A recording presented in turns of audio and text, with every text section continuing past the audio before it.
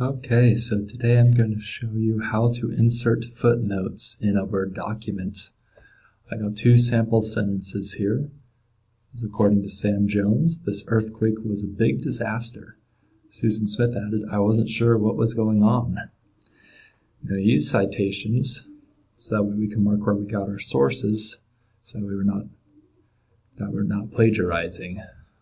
So how to insert a footnote so that we can put our citations is like so.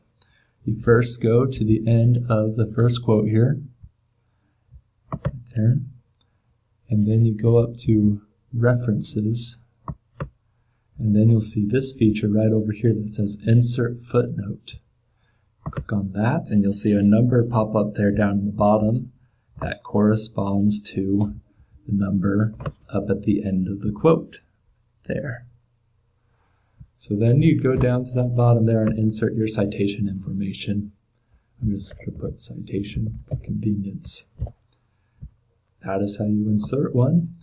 If you got multiple ones and multiple citations you need to do in the same paragraph, you just go to the end of the next source that you need to cite, which would be the second quote here in this example. And you push insert footnote again. And you'll see number 2 come up.